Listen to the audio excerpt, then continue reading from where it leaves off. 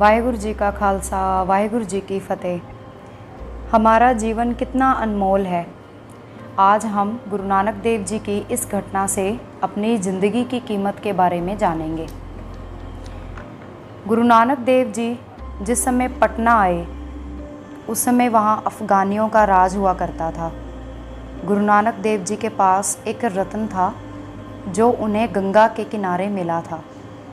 उन्होंने यह रत्न भाई मर्दाना जी जो उनके साथी थे उनको दिया और कहा कि इसका मूल्य पता करके आओ कि इस रत्न का मूल्य क्या है।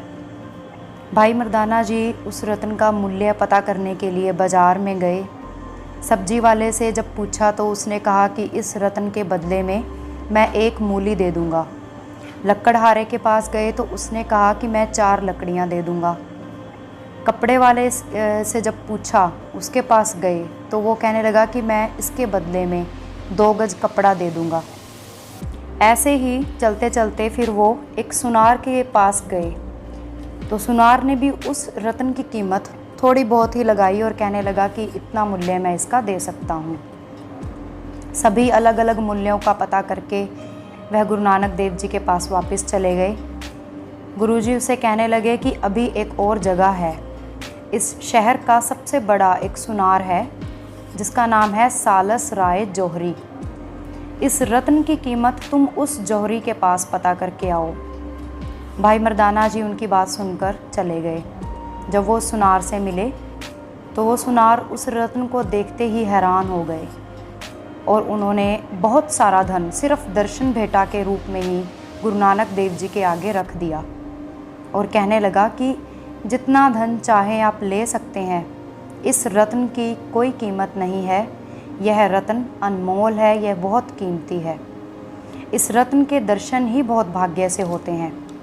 आप जितनी कीमत मुझसे चाहें मैं आपको इस रत्न के बदले में देने के लिए तैयार हूँ। गुरुजी ने दर्शन भेंटा के रूप में मिला हुआ सारा धन वापस कर दिया और कहने लगे कि दृष्टि ही सबसे महत्वपूर्ण है। हमारी दृष्टि ही है जो पत्थर और हीरे को पहचान लेती है।